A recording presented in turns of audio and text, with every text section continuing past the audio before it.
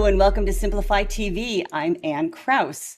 Our guest today is Douglas Spencer. Douglas is President and Chief Message Builder at Spencer Brenneman, LLC in Boston, where he helps leaders of mission-driven organizations reevaluate their focus and reframe their message.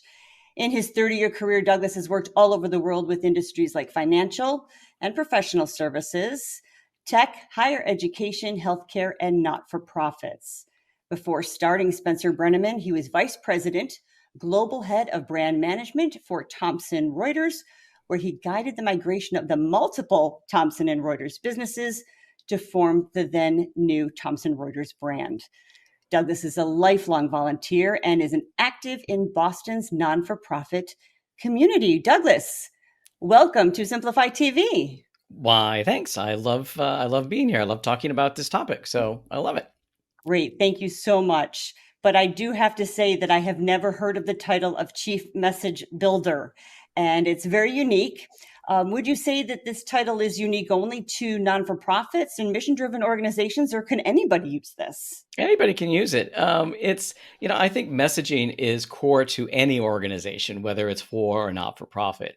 Where it came from is that I'm a brand strategist. We do branding. However, despite my best efforts, people hear the word brand and they think logo. And it's way more than that. Sometimes there's not even a logo involved. And so I've tried to rebrand branding, if you will, by calling it strategic messaging. Because everyone understands that, messaging, your message is really important. And sometimes they think, well, the logo is not important. So I really want to get people to think about their message in a strategic way. And so I help them build the right message for their organization. And is it always the same is it always the same approach for no matter what type of organization it is? It is. It is pretty much the same approach. We have a methodology that we use. It's called ABC, ask, build, and connect. Ask is market research. We do ask a lot of questions. Sometimes it's one-on-one. Sometimes it's more traditional, like online surveys or whatnot. And then we really try to figure out where people's heads are in relation to how they think about an organization. What are their perceptions? What do they want from an organization like that, whether it's a for-profit or a nonprofit? And then we build this framework that spells out, why do you care about your work and why should anybody else?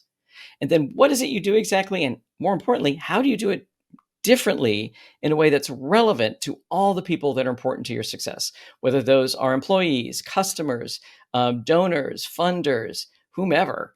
How do you do it differently in a way that speaks to them? And then what is the emotional connection that works best with your message? Is it academic? Is it optimistic? Is it dire? So what is the right emotion that goes with it? And then the final stage is connect, and that's where we connect it to whatever the client needs, whether that's a new website, whether that's a content marketing program, whether that's a new logo. Sometimes they need it, sometimes they don't. I would imagine that sometimes people come to you and they think they don't need new messaging and they don't need a refocus. But I would imagine that there's probably some people that you wish would call because their messages seem out of date. How does a message get out of date? It happens to everyone, all of us. And we're all guilty of this for two reasons. First of all, we forget what's in here, but not out there, because we live and breathe our work all the time. And we take for granted that, of course, people know X, Y, or Z. And the other way that a message gets out of date is that, all right, when you start out, you are focused in this direction, and this is how you're going to operate. And here's your message, and this is what you do. But over time, you make tweaks to how you work because there's market conditions that change. And so you make little tweaks here and there. And before you know it, you're doing things in this direction, but your message is still in this direction. And it's just a matter of taking a moment to think about who you are now and really questioning if it's the right way to talk about what you do and how do you make an authentic, compelling, and memorable message. The um, question I have now is how would you say digital fits into these mission-driven companies? It's, I think everybody's worked at an organization once in their life where the phrase, well, that's not how we do it around here, has been flung around. And I think marketing tactics and strategies fall under that category. Well, of course, we do a monthly newsletter. Well, does it work? Of course, we put something up on Instagram. Does it work? So I think that it's part of the process to really get people to stop and think about what's working and what's not. And so digital is certainly way more important than it was even 5 years ago. And so organizations of all types, for or not for profit, have to think about that differently. Is there ever a time or a situation in which a non-for-profit has not wanted to reframe their message? And how did you handle that? Well, same with for profit. I mean, there are people that believe that they know what the market wants. They know. I guarantee you, they do not. They do not. I had one situation where a board chair kind of foisted us upon on the executive director of the nonprofit, and he was not interested, but we went through the process anyway. Not sure how much of it he used, but and you can't make somebody want to change if they don't. So, I can provide them with data that shows nobody understands what you do, but if they don't want to change, they're not going to change. Yes, it has to be a desire, an internal desire, I would imagine. Yeah.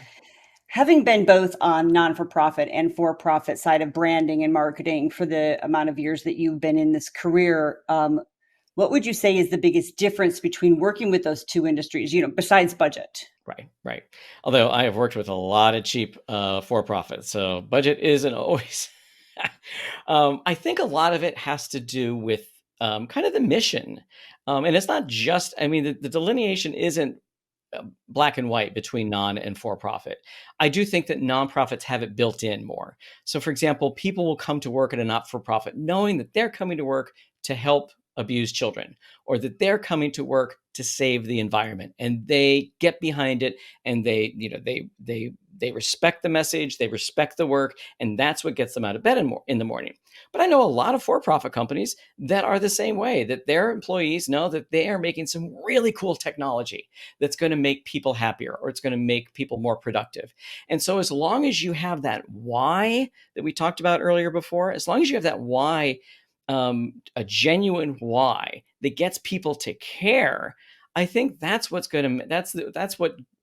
drives success, whether it's for not for profit or for profit. It's that why. Why do you get out of bed in the morning to do this work, and why should anybody else care about it?